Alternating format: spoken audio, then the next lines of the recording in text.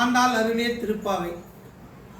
மார்கழி திங்கள் மதி நிறைந்த நன்னாளாம் நீராட பொதுமீர் பொதுமென நேரிழையீர் சீர்மல்கும் ஆயற்பாடி செல்வ சிறுமீர்கால் கூவேல் கொடுந்தொழிலன் அந்த கோப்பன் குமரன் ஏரா அந்த கண்ணிய சோதை இளஞ்சிங்கம் கார்மேனி செங்கன் கதிர்மனையும் போல் முகத்தான் நாராயணனே நமக்கே பரதருவார் பாரோர் புகழோர் படிந்தோலோர் என்பாவாய். ஆண்டாள் அருளிய கதை. ஆண்டாள் பிறந்த கதை. ஆழ்வார்கள் 12 அவர்கள் பாடிய பாடல்களில் கொண்ட நூல் திவ்ய பிரபந்தம். இதில் முதற் பகுதியான திருப்பல்லாண்டு என்பதை பாடியவர் விஷ்ணு சித்தர். இவர் சுமார் 1100 ஆண்டுகளுக்கு முன் வாழ்ந்தவர். பெருமை வாழ்ந்த ஆழ்வார் என்ற கருத்தில் மக்கள் இவரை பெரியாழ்வார் என்று வழங்கினர். பெரியாழ்வார் தான் பெற்ற செல்வத்தை எல்லாம் ஸ்ரீவில்லிபுத்தூர் வடபத்திர சாய்க்கு செலவிட்டு நந்தவனப்பனியிடம் எம்பெருமானுக்கு மாலை சூற்றி சாத்துவதற்கும் தமது வாழ்நாளை செலவிட்டு வந்தார். ஒரு நாள் அதிகாலை தம் நந்தவனத்தில் துளசி செடிகளுக்கிடையே மண்வெட்டியால் பாத்திகளை செப்பனிட்டுக் கொண்டிருந்தார். அப்பொழுது மண்வெட்டி ஒரு பெட்டியின் மீது படுவது போன்று ஓசை கேட்டது. அந்த இடத்தை அகழ்ந்து பார்த்தபோது அங்கு ஒரு அழகிய பெட்டி காணப்பட்டது. பெட்டியை எடுத்து திறந்து பார்த்தார். என்ன ஆச்சரியம்! அதில் அழகான பெண் குழந்தை ஒன்று ஒளி வீசும் முகத்தோடு சிரித்துக் கொண்டிருந்த முகத்தை முதலில் திகைத்தார் ஆழ்வார். பின்பு தெரிந்து பூமாதேவி எனக்கு தந்த மகள் இவள் என்று எடுத்து அழைத்து முற்றி மோன்றார். அந்த ஆடி மாதம் பூர நட்சத்திரம். அந்த குழந்தைக்கு கோதை என்று பெயரிட்டார். கோ என்றால் பூமி, தாய் என்றால் கொடுக்கப்பட்டது. மிகுந்த அன்புடன் கண்ணனை போற்றி வளர்த்து வந்தார். ஆண்டுகள் ஒவ்வொன்றாக செல்ல செல்ல கோதை குழந்தை நிலையை கடந்து சிறிய பெண்ணானார். பெரியாழ்வார் தமக்கு கூறுகின்ற கதைகளையும் பக்தி வசப்பட்டு அன்பர்களுக்கு உதவி வருகிற இறைவன் ஓடி வருதலையும் அவனுடைய கருணை திரைத்தையும் அவ்வப்போது எண்ணி மனம் நெகிழ்ந்தார். தானும் பக்தி கொண்டார். தனக்கும் அப்படி கண்ணன் வந்து உதவுவான் என்று உறுதியாக நம்பினார்.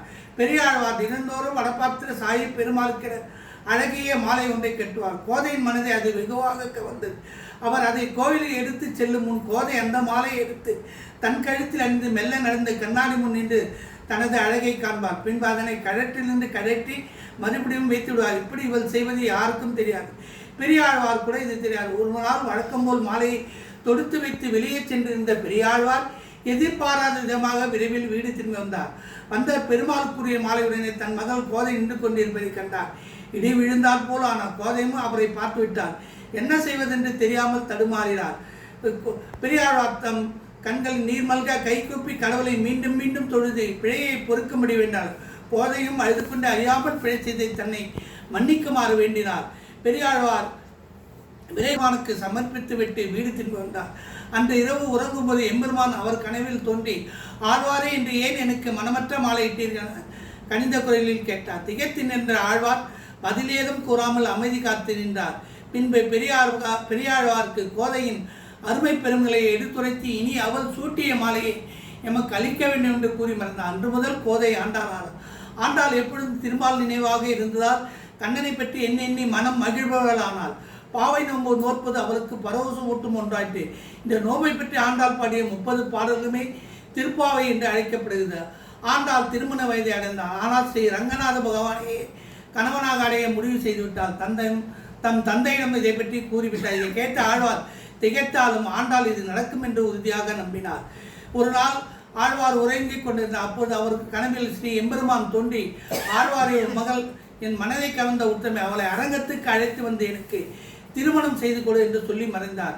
கனவின்படியே பெரியாழ்வார் ஸ்ரீ வல்லப பாண்டிய மன்னன் துணையுடன்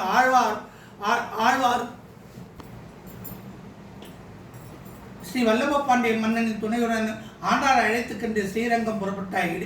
இடையே ஸ்ரீ ரங்கநாத பகவான் தன் அர்ச்சகர் கனவில் தோன்றி ஆழ்வாரும் ஆண்டாளும் வருகையை செய்தியை கூறி அவர்களை மிக்க கௌரவத்துடன் நகர்வலம் செய்வித்து வருமாறு பணித்தார். செய்தியை அர்ச்சகர் நகரத்து மக்களுக்கு எல்லோருக்கும் தெரிவித்து ஆண்டாளும் ஆழ்வாரும் வருகையை எதிர்நோக்கினர்.